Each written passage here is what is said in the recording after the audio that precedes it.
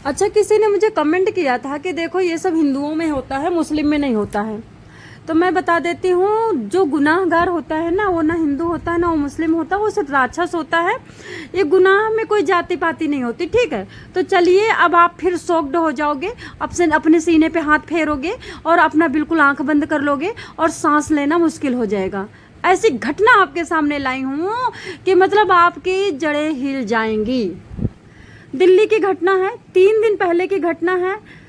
ये घटना है हौज काजी इलाके से। 39 साल का लड़का अपनी माँ पे लगाता है क्या, करेक्टरलेस, बच्चलन, कुलटा। इस तरह की है हमारी माँ। और पिता को फोन करता है, कहता है कि पापा इसको तलाक दे दो, ये महिला हमारे घर में रहने लायक नहीं है। पापा और मम्मी दोनों हज करने गए थे। 25 जुलाई को हज के लिए निकले थे। 72 साल का पति था और उसके बाद बेटी थी उनके साथ। ये कहाँ गए थे? सऊदी अरब। सऊदी अरब जाते हैं। 69 ईयर्स की मदर थी, मतलब बीबी थी। 72 साल का पति था और बेटी रही होगी, जो भी रही हो 20-25 साल की। जो ये तीनों हज करने जाते हैं। वहाँ पे हज करने के रास्ते में फोन आता है। किसका? बेटे का फोन आता है। बेटा क्या कहता है कि पापा जल्दी से आप आ जाओ और आ करके किसी तरह से मार पीट करके घर से माँ को निकाल दो, क्योंकि ये करेक्टरलेस महिला है, ये घर में रखने लायक नहीं है। अब बताओ, अब क्या कहोगे? क्या कहोगे?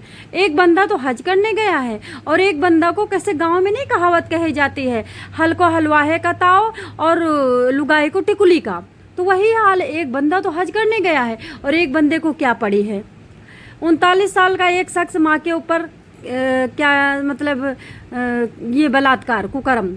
39 साल के शख्स के ऊपर माँ के बलात्कार करने का आरोप है। पीड़ित माँ सऊदी अरब से हज करके लौटी थी। घर आने के बाद बेटे ने बड़ा मारा पीटा, बहुत गलत गलत टच किया, अब्यूजिंग किया, कपड़े फाड़े, मतलब यौन शोषण और गाली वगैरह। उसके बाद पुलिस ने बताया है ये सारी बातें। आरोपी युवक की पहचान मोहम्मद फिरोज उर्फ सुहेल के रूप में हुई है। उसने अपनी मां को खराब कैरेक्टर का आरोप लगाया है, साथ ही पिता से तलाक देने की मांग की है, साथ ही पिता से लड़ाई की है। एक सीनियर पुलिस अधिकारी ने बताया कि महिला 25 साल को अपनी 72 साल के पति 25 जुलाई को अपने 72 साल के पति और बेटी के साथ हज करने सऊदी अरब जाती है। यात्रा के दौरान रास्ते में बेटे ने पिता को कॉल किया, माँ का चरित्र बहुत खराब है, कहाँ लेके जा रहे हो, इसको तलाक दो तुरंत। 1 अगस्त को परिवार के घर लौटने के बाद आरोपी ने अपनी माँ के साथ बहुत गंदा काम किया, बहुत ही गलत काम किया, यानी कि उनके साथ यौन शोषण किया, उनका बलात्कार किया, उनके साथ मतलब कुकर्म किया, मारा पीटा। इस बात को दबा करके, छुपा करके माँ भाग गई बेटी के ससुराल, वहाँ रहने लगी। पीड़िता पुलिस को बताया कि अपनी सुरक्षा के डर से वो कुछ समय के लिए बड़ी बेटी के ससुराल चली गई। उसके बाद फिर ये क्या हुआ, कमरे में चाकू दिखाकर दोबारा से 10 तारीख को फिर से किया। 10 दिन बाद बेटी के घर रहने लगी। रहने के बाद उसके बाद सोची कि चलो अब सब सही हो गया होगा, चलो अब चलते हैं। उसके बाद 10 दिन रहने के बाद 1 अगस्त को आई थी। 1 अगस्त को कुकर्म किया, कुकर्म करके उसके बाद उसके साथ मारपीट किया। उसके बाद उसने सोचा कि ये बात किसी से बताऊंगी तो बेइज्जती हमारी होगी, बेटा हमारा ही है। ये चुपचाप बैग बिस्तर बेड करती है। उसके बाद बेटी के घर चली जाती है। 10 दिन रहती, यानी 11 अगस्त को लगभग 9:30 पर घर लौटती है। उसके बाद उसके बेटे ने उससे कोई बात नहीं की, बड़ी प्यार से बात किया। उसके बाद कहा, माँ मैं आपसे कोई बात करना चाहता हूँ। अब सुनिए, 1 अगस्त को ये करता है कुकर्म, उसके बाद माँ चली जाती है। 11 अगस्त को माँ आती है तो ये कुछ नहीं बोलता है। तो माँ को लगा कि चलो ये तो सब कुछ सही हो गया होगा, लेकिन माँ अंदर अंदर घुट रही है, क्योंकि 1 अगस्त को उसने कुकर्म कर चुका था, उसके साथ मुकाला कर लिया था, अच्छी तरह से मार पीट दिया था, गाली दे दिया था, कपड़े फाड़े थे, बहुत ज़्यादा प्रताड़ित किया था, यौन शोषण बहुत ज़्यादा किया था। उसके बाद अब क्या कहता है, जिद करता है बेटा। अच्छा, 9:30 पे लौटती है। थोड़ी देर बाद जिद करता कि माँ मैं तुम्हारे साथ एक बात करना चाहता हूँ। तो इसको लगा माँ को शायद माफ़ी मांगने आया हो सकता है उसे गिल्टी फील हो रही हो। ऐसा सोच करके माँ कहती है, बता, जो भी कहती है, कमरे में आ जाता है। अभी सारी बात साफ नहीं है, कमरे में आ गया होगा। उसके बाद क्या दिखाता है, कैंची। कैंची दिखाता है, उसके बाद फिर चाकू साथ में लेके जाता है वो दिखाता है, धमकाता है, उसके बाद दोबारा से कुकर्म करना शुरू करता है।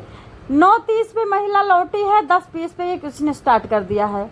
शुरुआत में महिला ने डर और शर्म के चलते 1 अगस्त वाली बात नहीं बताई थी। इसके बारे में ये बात भी 11 अगस्त को इसने नहीं बताया।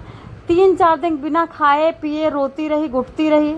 लेकिन 14 अगस्त को लगभग 3:30 बजे आरोपी ने फिर से मां का वही कुकर्म किया। अब सुनो, 1, 11, 14। उसके बाद महिला ने हिम्मत जुटाई, पुलिस से संपर्क किया। फिलहाल पुलिस ने केस दर्ज करके जांच शुरू कर दी है। आरोपी ग्रेजुएट है लेकिन फिलहाल बेरोजगार है, जबकि शिकायतकर्ता एक अनपढ़ गृहिणी है, जबकि उनका पति रिटायर्ड सरकारी कर्मचारी है। अब समझ सकते हो कि किस तरफ हमारी दुनिया जा रही है। ना कोई यहाँ हिंदू है, ना कोई यहाँ मुस्लिम है, सब इंजॉय हवस के मारे हैं और भूखे भेड़ियाँ हैं। ना इनको माँ दिखाई देती, सिर्फ इनके कमर के नीचे के भाग के अलावा कुछ समझ में नहीं आता है। ये मुखड़ा ये सबका वही नज़र से देखते हैं कि नहीं ये कोठा खुला हुआ है और ये कोठे की RANDY है, और ये यही सब सोच करके माँ के साथ कुकर्म करते हैं। उसके बाद अब जेल में जाके सड़ेंगे। मैं बता देना चाहूँगी, अगर किसी को ना पता हो, माँ के साथ, बेटी के साथ, भाभी के साथ, गुरु के पत्नी के साथ, गाय के साथ, छोटी कन्या के साथ, ब्राह्मण की पत्नी के साथ कुकर्म करने वाले को हमारे भारत देश में जो संविधान है उसमें धारा एक ऐसी है जिसमें रस्सी पे लटका करके अंतिम सांस लिए जाती है। अब देखिए, अब यहाँ पे अगर जज अच्छा काम करें तो भेजो इनको ऊपर। ये तो समाज में खुला छोड़ने लायक नहीं है, ये तो धरती पे रहने लायक नहीं है। जो माँ को नहीं बख्शा, क्या वो जानवर है? वो जानवर से भी बदतर है। आप लोगों का क्या कहना है? क्या मुंह दिखाओगे? क्या यमराज से बात करोगे? अगला जन्म क्या मिलेगा? कभी सोचा तुम लोगों ने? पेट में जिस 9 महीने गर्भ में रहे, जिसने खून चुसाया, उसको तुम तिल तिल मार रहे हो, घुट घुट मार रहे हो। वही तुम्हारे मौत की दुआ मांगती है।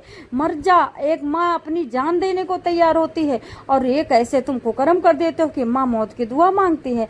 दोस्तों, मेरे चैनल को सब्सक्राइब जरूर कर लेना, क्योंकि अच्छी मेहनत करती हूँ तो अच्छे लोग देखें तो अच्छा लगता है। थोड़ी सब्सक्राइबर में थोड़े लोग देखते हैं, मैं बहुत डिमोटिवेट होती हूँ।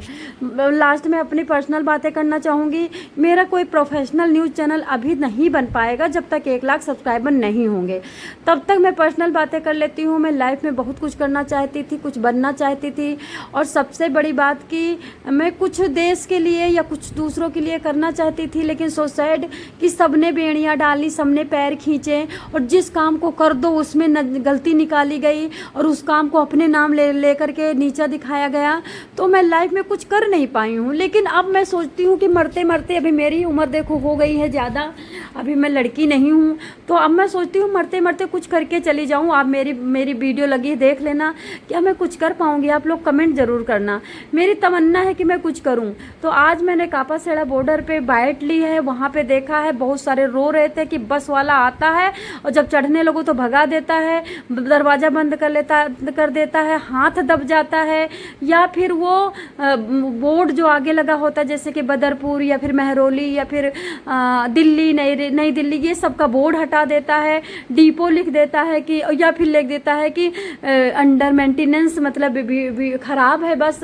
तो बहुत अत्याचार हो रहा है। रेखा गुप्ता दिल्ली नहीं संभाल पा रही हैं। सॉरी इसके लिए रेखा गुप्ता जी, लेकिन सब लोगों ने कहा तो वही मैं बता रही हूँ।